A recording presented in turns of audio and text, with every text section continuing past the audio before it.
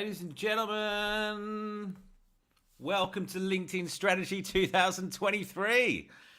Drop in the comments and say hello. Let me know where you're tuning in from. I want to see who we've got on the call. We had an outstanding turnout on LinkedIn with the number of people that are registered. Drop into the comments and say hello, whether you're tuning in from LinkedIn, Facebook, or YouTube. I'll be able to see the comments come through, guys. LinkedIn Strategy 2023. We've got loads to go through today. Look, with the way the world is at the moment, the way social media is at the moment, our attention is being pulled in so many different directions. Here we go. Everyone's showing up. Rob, nice to see you. Hi, Christian from Thailand. Jeffrey from Denver. Conrad.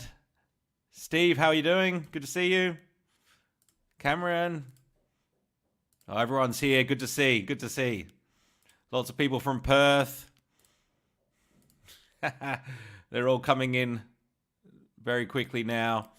Guys, the planning that you put in to your social media marketing next year could be one of the most important investments that you make with your time. With coming out of the pandemic last year, the economy is definitely on the rise. Social media has affirmed its place in marketing. There's 830 million members on LinkedIn. It is definitely the market leader when it comes to B2B, business to business. What excites me the most about LinkedIn is the incredible organic reach that you can still get on the platform. And the fact that you can actually decide who is in your network. And I'm going to talk more about that very shortly. We've got quite a bit of content to go through. Guys, I have a document that I put out, like an ebook, but it's more of a workbook every year called the LinkedIn Content Planner. So the LinkedIn Content Planner 2023 is going to be coming out very shortly.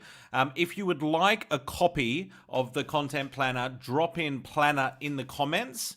Drop in the word planner in the comments if you would like a copy of that. We've got people from all over here. Darwin, Australia. Cats from Melbourne. Ready? Jersey City, USA. Welcome, Adam. Yeah, so if you didn't catch that, guys, a couple of people said that their screens might have frozen. If you want a copy of my 2023 content planner for LinkedIn, drop in the word planner in the comments. I do it every year.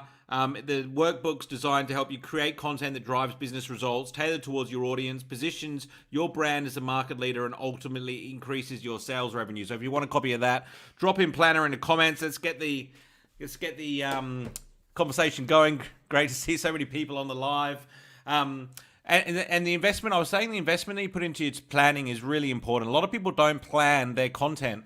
Content's the most important thing to plan, because what I want to talk about today, a lot of it is to do with how to optimize your time most efficiently, because we can all get sucked into social media and waste a lot of time on a platform. It's one of the biggest mistakes I see people make, especially small business owners, but also marketers as well. It's just getting consumed in the news feed and not having a structured, strategic approach to producing content and growing their network. And so that's what I want to talk to you a bit about today. So one of the big differences between LinkedIn and other platforms is you can actually decide who's in your network.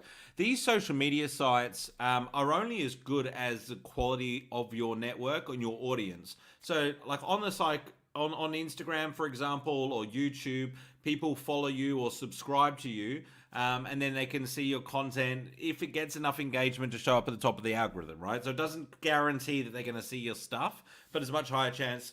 Whereas on LinkedIn, I can invite you to join my network. I can invite you to connect rather than just waiting for somebody to follow me. So if I wanted to connect with, say, a bunch of dentists in Melbourne, I can search for dentists specifically in Melbourne that run medical practices, and I can invite them to join my network. And then as they do, I build this audience of people that are exactly in my target audience.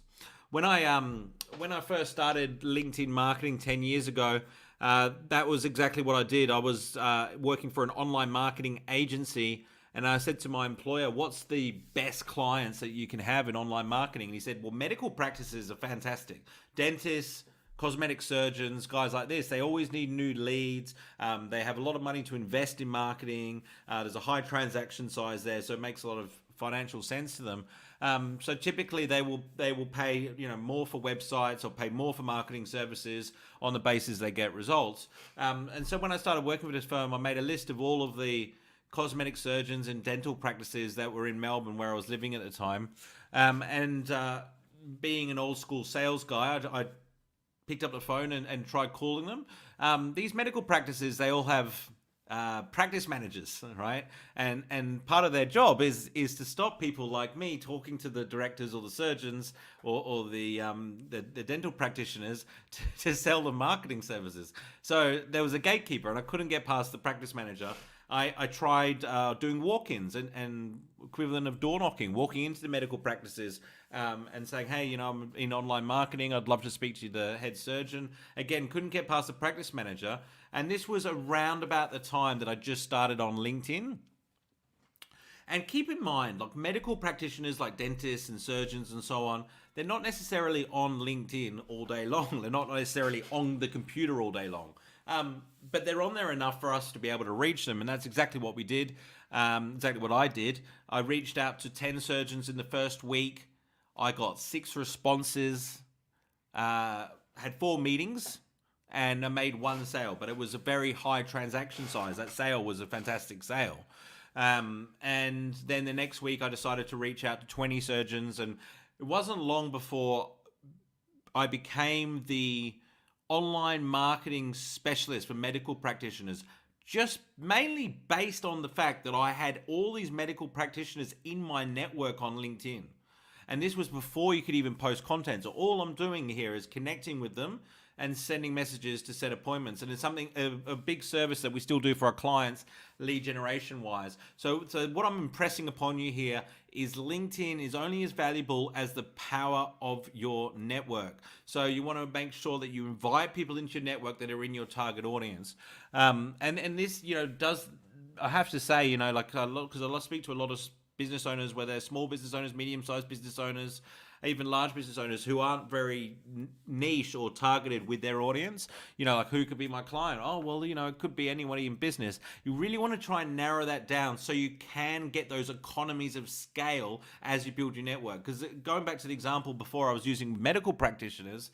You can imagine when I'm reaching out to like, a very well-known surgeon in Sydney, for example, the fact that he can see that I've got hundreds of other surgeons in Australia in my network will help with the conversion rate of whether or not he responds to me. Okay, so if you grow your network, you become just by default an industry authority, and that's even before you've posted content. So really focus on who's in my network. And this always leads into a question that often gets raised, and that is, Nathaniel, how important is it for me to remove people from my network that aren't relevant? And my answer normally is, focus on growing, focus on adding people that are relevant rather than trying to just shrink what you've already got there. You don't really need to worry about removing people from your network until you get to like the maximum limits of how many people you can have in your network, which is 30,000, I believe, on LinkedIn. So you're not going to need to worry about that unless you've got 30,000 connections. Focus on growing your network with the right people, and then you can start planning your content. You need to have a content strategy. And so one of the things we go through in the planner, if you didn't catch it before, drop in the word planner in the comments. I'll get you a copy of my workbook. But we go through content pillars. Every business should have 3 to 5 content pillars, which are topics or subjects that they talk about, so that you're always covering the same content so people know what to expect from you. Really important. 3 content pillars will be more than enough. So in the planner here, we've got a few examples. I'll just bring a couple of up. So we go through SMART goal setting, bunch of different metrics that I suggest that you focus on here. Okay, so content pillars are 3 to 5 topics your brands will consistently discuss, amplify and create content for on social media. So it'll help you get clarity on your niche. Being an expert in a few specific things will help your audience grow faster. So like a marketing strategist, for example, could focus on entrepreneurship, marketing tips, and mental health. Right? The mental health not necessarily related to marketing, but it doesn't necessarily have to be. It just has to be important to your audience. A fashion content creator's pillars could be street style, body positivity, beauty, and mindset. You just have to work out what they are for you. They don't all have to be related to your business. It helps if a couple are, but I understand some businesses aren't that exciting. Thanks so much for all the comments. It's great to see all the comments coming through, guys. Really appreciate it. Thanks, Sue. Very, very thoughtful of you. Hey, Alan. Alan, good to see you. Long time no speak. So yeah, get your content pillars organized, guys, and then what you want to do is create a content calendar. It doesn't have to be complicated, but you want to map out visually months in advance what days you're going to be posting on and what content. So this will help you be a lot more strategic and focused with your content. If you've got a team, it really helps to get the team involved so they can visually see and buy into what you guys are doing. It's a great way to amplify your content. On LinkedIn, you need to be posting a minimum of twice a week. Twice a week, if you do it properly, is enough to stay in the newsfeed. So video is shared 20 times more than any other type of content on LinkedIn. So video is something that you all need to be thinking about for 2023. In the past, I've always said, lean into what works best for you. I think video is something that you can get good at. I think it's just a matter of practice. I think you all need to start thinking about video, and you want to be strategic about it. Because when I started posting video content, I would literally create one bit of content at a time, and you can imagine make it very difficult to post twice a week. If you want to create professional grade content, what you want to do is batch create content. You want to create lots of content all at once, so you've got a library of content to be able to schedule and post in the future. And so there's a number of ways you can do this. There's a guy that some of you may have heard of called Gary Vaynerchuk, or Gary V on social media. Gary V became well known for amplifying his brand through social media. He started out working in a wine business, started a YouTube show where he tried different wines, etc., etc. And now he's a global speaker, and he creates lots and lots of content. In fact, he posts over 100 pieces of content a day across various social media platforms, whether that's TikTok, Instagram, LinkedIn, you name it. Gary V's on there. So why am I bringing this up? Well, to produce 100 pieces of content a day, you need a strategy, right? And so Gary decided to, as he loves to add value to his audience, decided to release his strategy and his process that he uses to create content. And I was looking at it and I was thinking, well, my clients and me, we don't need to post 100 times a day. But there's probably something we can learn here. If this guy is producing that much content, albeit he has a team and everything, we could learn something from the process here. And so this is how the process works, if you haven't heard of it. So it all starts with what Gary calls pillar content.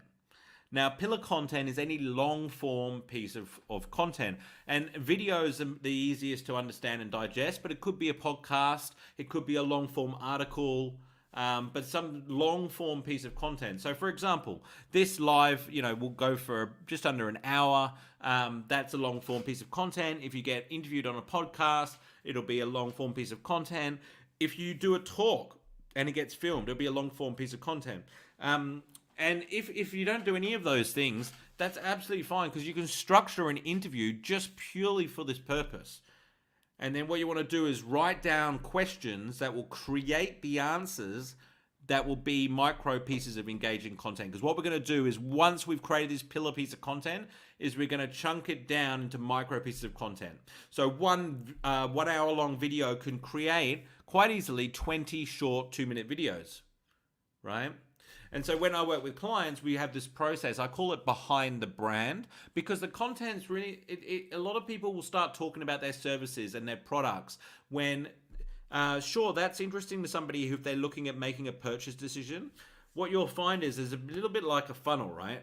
In terms of the number of people that are in your audience that are interested in certain things. And at the top of the funnel is the awareness stage, where people don't necessarily know if they need your services, but they're in your audience. And then below that, you've got like need recognition, people considering alternatives, people buying, and then people referring stuff. So as you go down that funnel, the size of the audience gets smaller. So what I'm going to suggest to you is if somebody's on your website, there's a good chance they're in like considering alternatives, and therefore the type of content you show them would be different than on social media. So it might be like you're showing them, oh, this is how our products work. This is the process for working with us. Here are some of our client testimonials. Here's a case study. Those things are some people will be interested in when they're on your website, considering alternatives, have made an inquiry. So if they're on social media, most of them are going to be in this awareness stage where they don't necessarily know that they have a problem yet. And so that you can imagine that they're not necessarily going to be interested in testimonials, case studies and stuff if they don't know that they have a problem that you solve yet. So you want to create content that caters for the wider audience. Why do you need to cater for more people? Well, what it will help you do is get a higher percentage of your people in your audience to engage with your content. And engagement is simple stuff like likes, comments, shares. PJ, my man, nice to see you. I keep seeing familiar names pop up in the comments here. So great to see so many familiar faces on the call. But you've got to get that engagement. It's really important. So you do that by creating content for the awareness stage. And then as people move down the funnel, maybe they will go to your website. Maybe they'll go to your profile. And that's where you can show them more detailed content about how to work with you. On LinkedIn, in the context of LinkedIn, your profile is the conversion point. Whatever you do, whether you're sending an invitation to connect or you're sending a private message or you're posting content, if people are interested in finding out more about who you are and what you do, what they're going to do is click on your name and read your profile. So that's the conversion point. A lot of people get a lot of views on their profile. You know, you can see how many people are viewing your profile, but are they translating into leads? Because what you want to make sure that those views are translating into inquiries. And if they're not, it's just to do with your profile. You want to set your profile up as a conversion machine to turn views into inquiries. And you do that by creating social proof, by having recommendations, testimonials, telling people what to do next, and making your profile just glow. Make it one of the best profiles in your industry.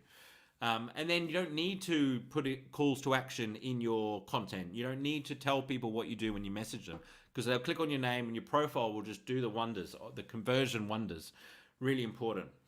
So in this content calendar, you want to, just going back to the content calendar, you've created your content pillars, you've created topics and things that you can talk about. Guys, you need the planner to be able to do all this. And then you put it into your planner. So at the start of every month, you know what you're posting on what day, what time. This will allow you to be focused, proactive.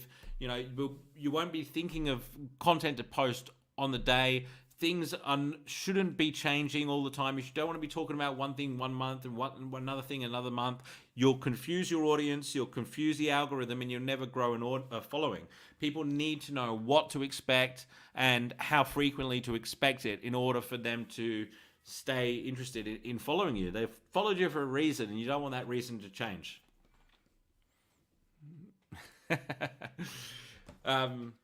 Great to see all the comments. Yes, I will send the workbook through for everyone that's requested it. Absolutely. Yes, Chris, session will be recorded. You'll be able to access it on YouTube after the live. So no dramas if you do drop out. And then what the next step is after creating this content calendar is you need to measure your results. You can only manage what you can measure. I believe Peter Drucker said that, who's a marketing legend. And so what do you want to measure, right? So the most important thing when it comes to marketing is measuring return on investment. You want to measure return on investment, very important. And also the vanity metrics, a lot of people say aren't relevant, like views, comments, followers, likes. Look, they're not as important as return on investment, but they do play a role in creating return on investment. You need to measure as much stuff as you can so you can work out where you need to improve. Because if you're getting loads of likes, comments, views, but you're not growing your followers, there's something that needs to be tweaked, for example. And so you want to be just aware of what's going on across the board. When it comes to engagement, the most important type of engagement that you want to grab on LinkedIn is comments. Really focus in 2023 on starting a conversation with your audience. So when you're creating these videos or when you're writing the captions or when you're writing articles, think of conversation starters that you can get people to engage and jump in the comments and ask questions, and then make sure you respond to the comments. That conversation is what LinkedIn wants to see to amplify the content, because they're going to look at your video or your post or your image that you posted and you go, hey, look, lots of people commenting on this. It's obviously something that people are interested in discussing. We're going to amplify this piece of content and show it to more people. That's really what you want to create. A like, yes, is valuable, and share is valuable, but it's never going to be as valuable as comments. There's a big illusion out there that if somebody shares your content, that their whole audience is going to see it. It's not the case at all. Share amplifies content very small amount. The days of everyone in your audience seeing everything you share are numbered. A lot of people make the mistake of only sharing other people's content on LinkedIn rather than posting their own native content. And you'll notice that those posts, they don't get as much reach. So if you keep sharing other people's stuff, or you're sharing articles off of LinkedIn, you'll notice that you're not getting a huge amount of views and engagement. And that's really because you've got to be posting your own native stuff. There's no harm in doing it once in a while. I certainly do it with my YouTube videos, but in between, I'm posting native content. Some great comments coming through, guys. 100%. Yeah, so this is like Adam. I'm glad you reiterated that, because when you're measuring these results, like for example, when we're doing these behind the brand micro pieces of content for our clients. So if you do 20 videos, that's enough to post for about 3 months. If you're doing two posts a week. So what we do with the clients is at the end of 3 months, we look at everything we posted and we're like, oh, this is interesting. These videos performed really well, these particular videos. And there's always a few that stand out. It's very interesting. It's not necessarily like consistent. It's always 2 or 3 that stand out. Let's talk more about these topics when we do the next interview and do the next batch of micro content. And then slowly you're optimizing to what the audience is looking for. Because what my audience is interested in is not necessarily going to be the same as what your audience is interested in. And this is the big secret. A lot of people don't know this, but this is the big secret behind why Gary Vaynerchuk, if you've heard of him, was so successful. It's because he's always optimizing to what the audience is looking for. So starting out, as I said, he was a wine critic, and then he moved into talking about business and marketing. And you'll notice these days, like, he's got content that's about mindset, mental health. He talks about family. He even does garage sailing. Talks about, like, this content that he's creating.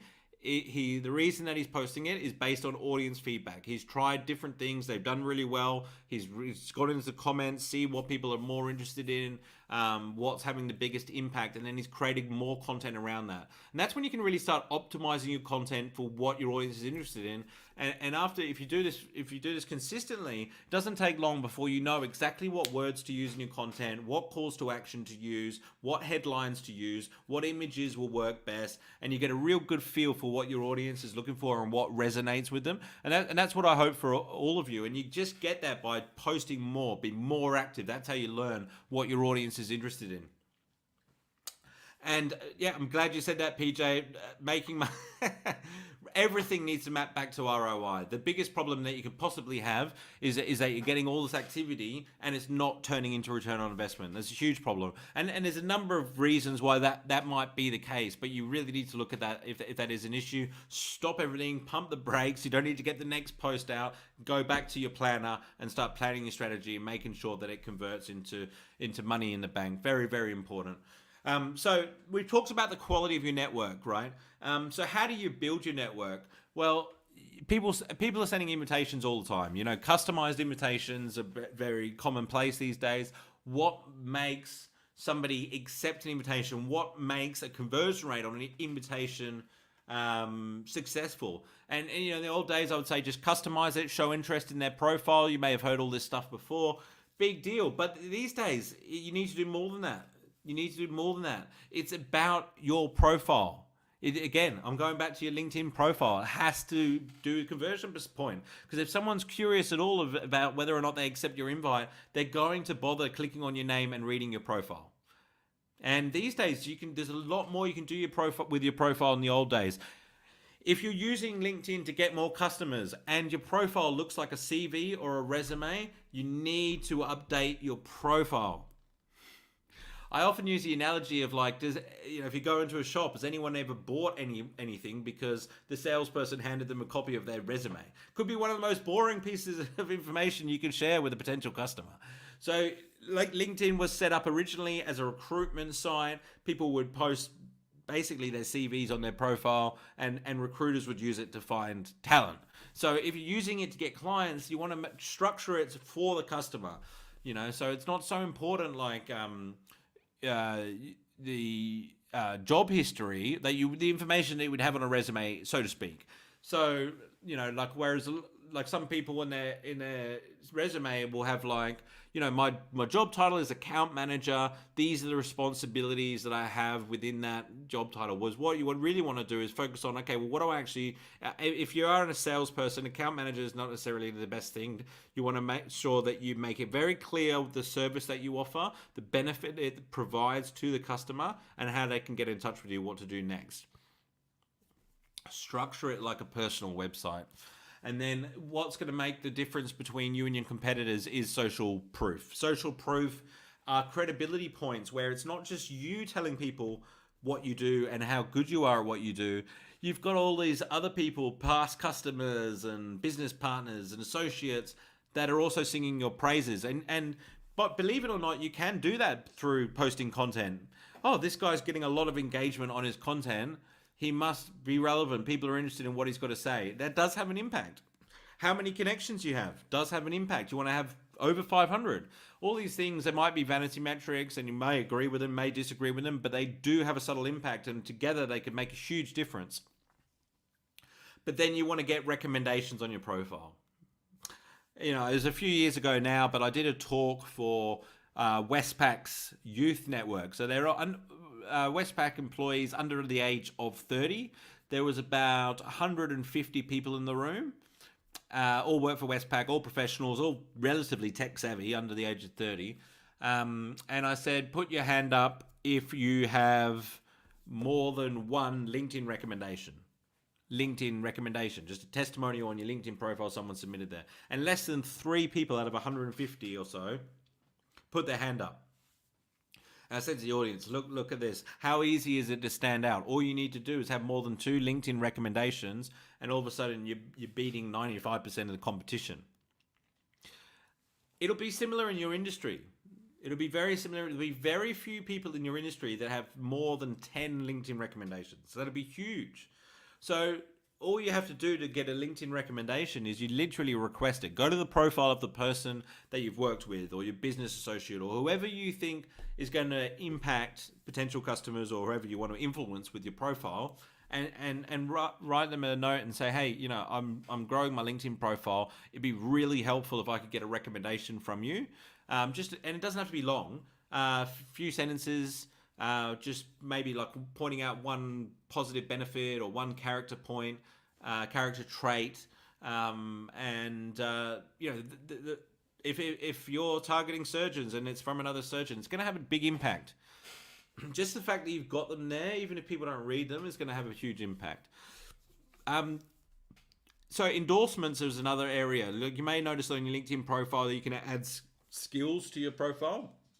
Anybody that's you, this is where the skills come into it, right? Because it may be confusing about how relevant this stuff is. Skills tells the search engine what you do and what you're good at, right? So recruiters use this a lot. Like if they're looking for certain skills within potential candidates, they'll pump them into this recruiter platform, and the skills section will come up.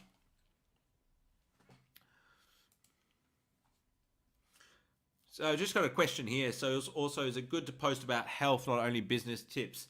Yes, certainly. Like if it's something you're interested in, like absolutely.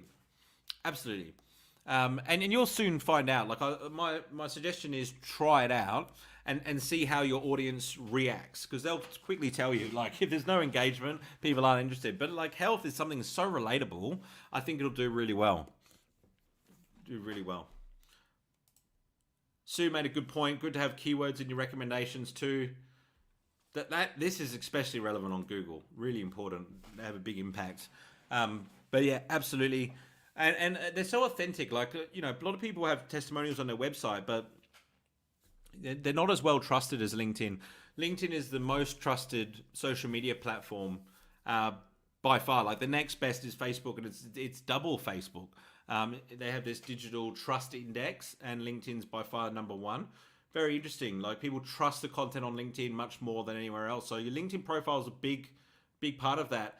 People are still, and you know, if you're not aware of it, I mean, I imagine that most people are aware of this now, but people are Googling your name before meetings. People, if they're going to do business with you, if there's any sort of trust, you know, thing that people want to get a bit more confident about dealing with you, they're going to Google your name. And they're going to land on a social media website, because the websites that rank best on Google are social media sites. They're always having their content updated. They've got loads of activity, loads of backlinks, and so they always rank at the top. So you can imagine, like, if somebody's searching for your name, social media site's going to come up at the top. This could really backfire for a lot of people. Like if their Facebook's coming up the top and you've got all these, like, you know, photographs of you out boozing with your mates or what have you. You want to be influencing customers in a positive way. So you want to make sure your LinkedIn profile is ranking number one. You do that by optimizing your profile, making sure it's set up correctly. If you need some help on how to do that, drop in the comments. I've got a couple of templates I can share with you. We also have a service where we write and optimize LinkedIn profiles for clients. One of the best investments you can make. It amazes me that people spend tens of thousands of dollars on websites and they don't invest in their LinkedIn profile.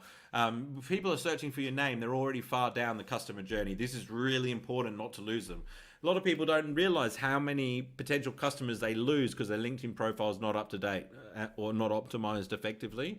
But you know, if you've got one working in your favor, it has a dramatic impact.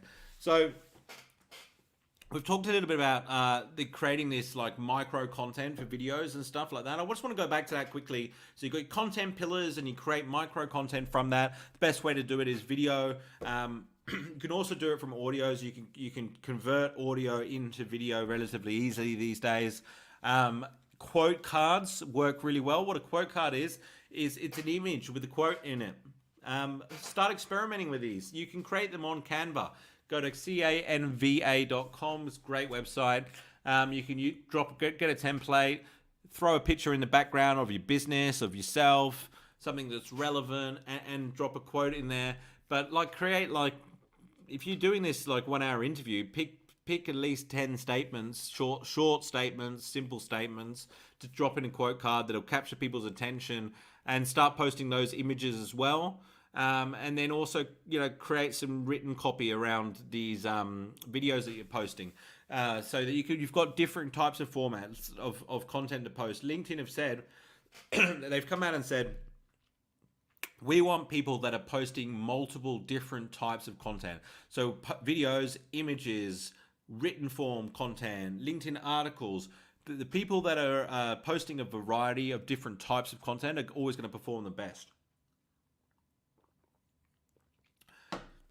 So you may choose to do 2 videos a week, 1 image, and then maybe 1 article a month.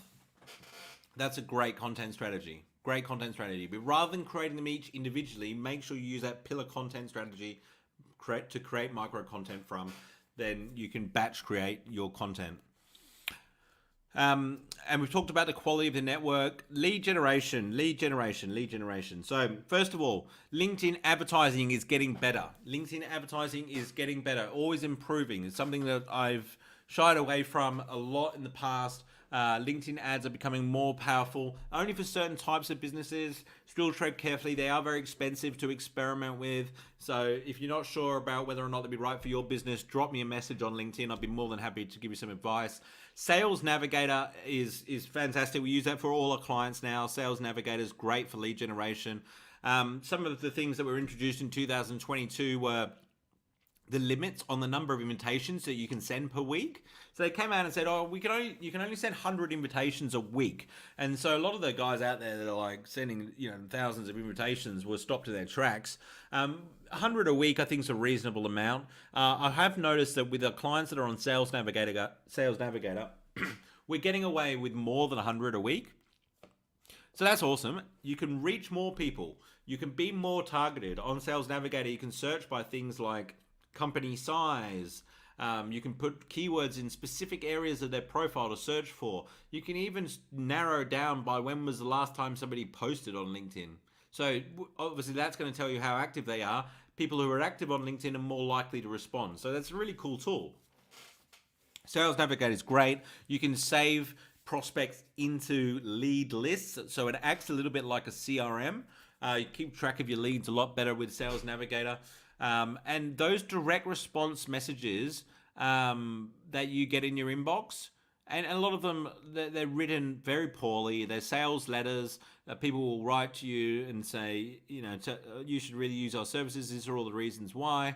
Very ineffective. But if you write a personalized approach and you have a great profile and you write a customized, personalized, short letter to people, you will still get a response. Those long automated sales letters don't work. But if you cut through the noise and be strategic about it, it is a great way to generate business opportunities.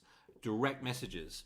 One of the things that people don't realize is if you're direct messaging me privately, there is a higher chance that I'm going to see your content and you're going to see my content. Just the fact that we're interacting with each other is enough to tell LinkedIn that we may be interested in each other's content. So you want to create activity around your posts, but also it's important to have activity in your inbox to tell LinkedIn, to get more views. That's going to help with your views, that activity privately in the inbox. It's very different to a lot of other social media sites. It's very interesting. There's a thing on LinkedIn called dwell time, how long people dwell on your posts, right? So if you're writing an article, people have a look, hit like, leave. It's not going to be as powerful if people like scroll through, spend 5 minutes dwelling on the content. That actually tells LinkedIn people are interested in it. There's all these things that LinkedIn introduced, so it makes it harder for people to game the algorithm, right? And I think that's an important distinction to make. Like, I think, you understand the algorithm and you make it work in your favor. That LinkedIn wants you to do that, right? But it's when you start trying to trick the algorithm to get people to view your content and may not be interested in it is when you're going to run into problems. And you can only, in my experience, you can only do that for so long. It's much better to find out what your audience is actually interested in, build a real relationship with them. That's what's going to work long term. So lead generation, again, like this is something that where you need to measure your results. So if you are adding connections, you can, let's say you send 100 a week. You want to measure what percentage of these people are actually accepting my connection requests. So if I'm sending 100 a week, that's 400 a month. Is it 30%? Is it 50%? It's going to make a big difference in the number of new connections that you have. And let's say it is 50%. You've got 200 new people in your network every single month that are very targeted, that'll start seeing your content. If you follow up as those new connections join your network and say, hey, great to be connected. Love to find out more about what you do. Why don't we have a conversation at some point, or whatever you want to follow up with. How many people are responding? So if you send 200 messages a month, even if you only got 10%, it's 20 leads. It's not bad. And that's the extent of it. I'm not a big believer in the drip campaigns. I think these people are in your network, so you invite them to have a conversation. People that are interested will. Other people might hit you back down the track. But the important thing is that people start seeing your content. Make sure that when you send these messages, you don't start pitching, don't start selling, don't start talking about all the things that you do, all the awards you've won, and copying in testimonials. And here's my link to my website. Here's my email address. Just keep it very simple. It's great to connect. Show interest in them. I've had a look at your profile. Really interested in what you do. Can see some similarities with clients we work with. Would love to learn more about what you do. And then you can ask them to have a chat. Great point to take them off of LinkedIn at this point. Like if people start having conversation with you in LinkedIn message, you want to just pull it off. Like set up a Zoom call, send them a Calendly link, or get their phone number and hop on a call. Take the conversation off of LinkedIn. What it'll do is it'll give you much more control over the sales process. You'll be able to ask questions, hop on a call. Hey, thanks for sharing your number with me. Purpose of this call is for me to find out a bit more about what you do, see if it's an opportunity for us to work together. Ask them a few questions, and that's the best way to convert LinkedIn leads into sales opportunities. That's still the most effective way to generate leads on LinkedIn through Sales Navigator. All salespeople will need to be using it. It's how you become a top performer. And LinkedIn ads are the right for certain types of businesses. Really has to be the right type of business. So if you want more information on that, or just want to get my thoughts on whether or not your business be right, either drop a comment. I'll be checking out all the comments after the live, or send me a private message on LinkedIn.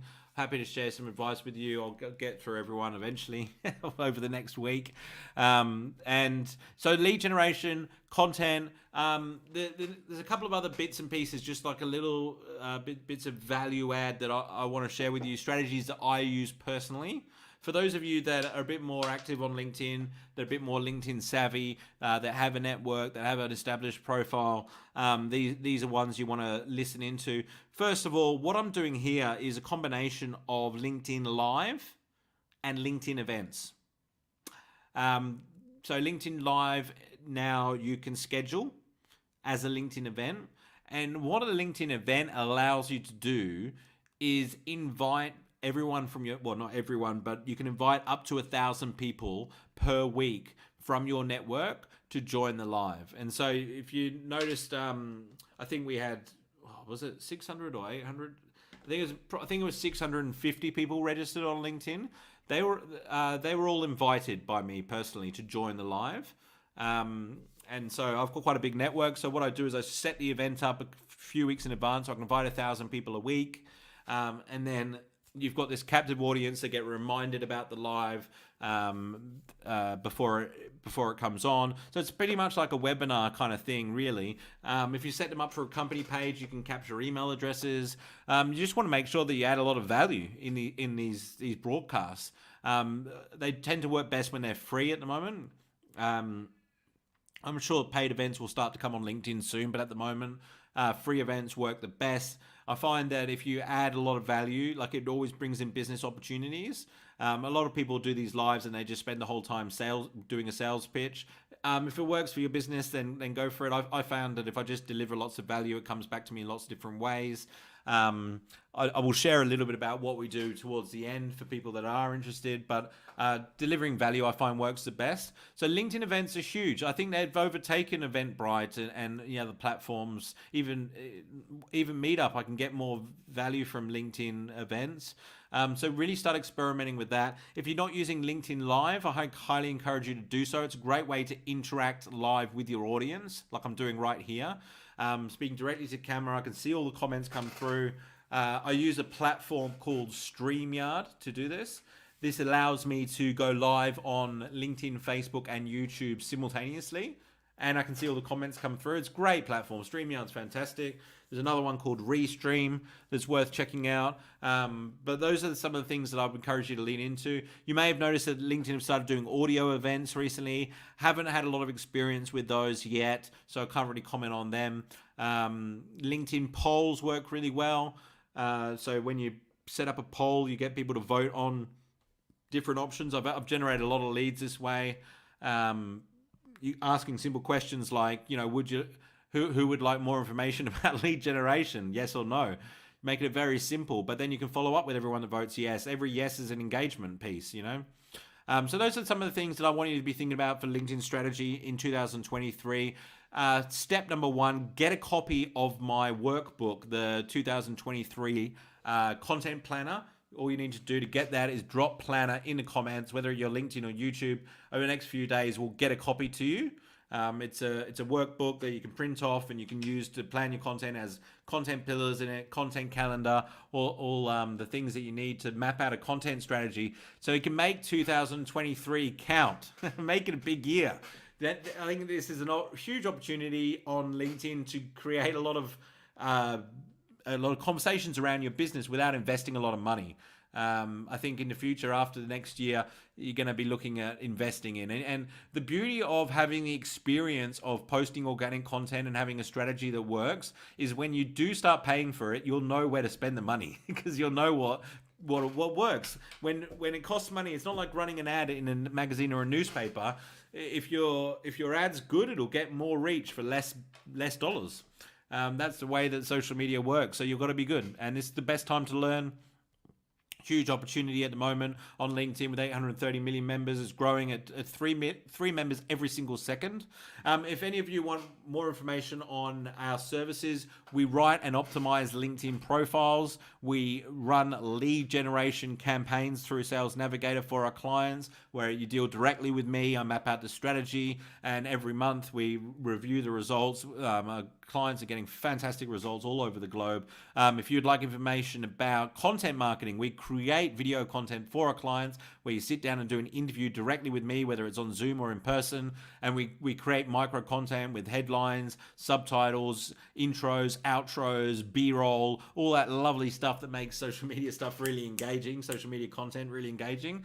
So hit me up, direct message me on LinkedIn's best way to get in touch with me if you want information on those services, or if you just want me to come and train your team or coach you. I'm taking bookings for 2023 now, so you're more welcome to inquire about those services. Thanks everybody for being here. I really appreciate your investing the time and energy to be here. If I don't speak to you before, have a great Christmas and a new year, and look forward to a successful 2023. Thanks for joining me.